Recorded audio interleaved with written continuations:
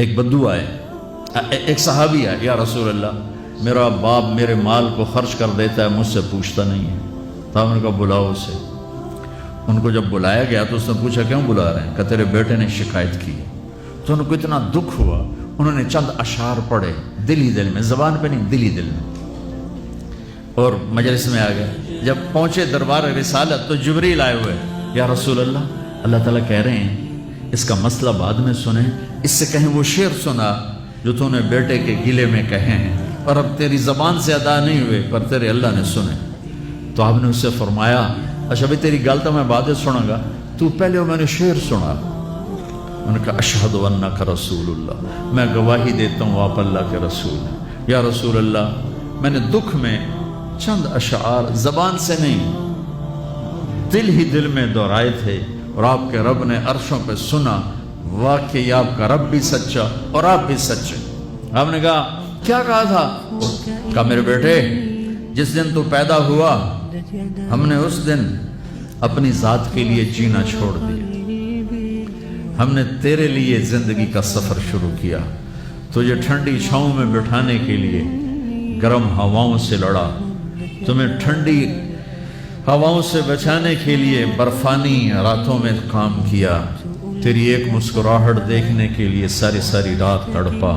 ساری ساری رات اپنے آپ کو کوہلو کے بیل کی طرح اپنی ساری جوانی کا رس نچوڑ کے تیری ہڈیوں میں ڈال دیا، میں بوڑھا ہوتا گیا، تو پروان چڑھتا گیا،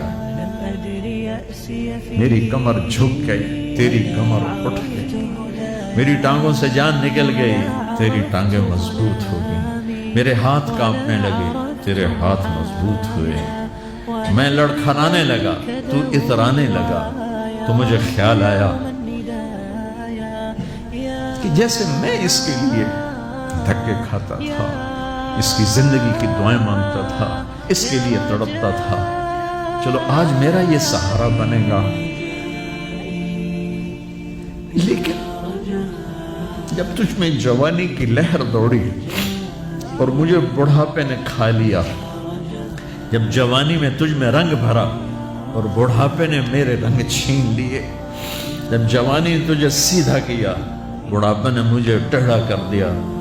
کمر جھکا دی، تو ایک دم تو مجھے ایسے گھور کے دیکھنے لگا، تیری آنکھیں ماتھے پہ چڑھ گئیں اور تو مجھے یوں دیکھنے لگا جیسے میں نوکر ہوں، تو باپ، تو مالک۔ تو میں نے اپنی 30 سالہ زندگی کو جھٹلا دیا کہ ہاں ہاں میں باپ نہیں ہوں، میں نوکر ہوں، یہ میرا سردار ہے، اگر یہ بیٹا ہوتا تو یوں تو نہ کرتا۔ اس نے میری راتوں کے تڑپنے کو بھلایا، میرے گرمی سردی سے لڑنے کو بھلایا، کولو کے بیل کی طرح میرے چکر کاٹنے کو بھلایا، اپنی خوشیوں کو دفن کر دیا اپنے سینے میں، قبرستان بنا دیا اپنے سینے کو، اپنی خواہشات کا اور اپنی خوشیوں کا، اور آج تو مجھ سے ایسے بات کرتا ہے جیسے میں نوکر ہوں اور تو میرا آقا ہے۔ اچھا میرے بیٹے میں نوکر سہی، تو سب، پر میں تیرا پڑوسی تو، بندہ پڑوسی سے پوچھ ہی لیتا ہے کیا حال ہے، کوئی ضرورت تو نہیں، اتنا ہی پوچھ لیتے ہیں۔ دیکھو میں آج رو رہا ہوں، یہ بڑے دردناک اشعار ہیں، میری اردو میں اتنی وسعت نہیں ہے کہ میں ان اشعار کا درد سمجھ سکوں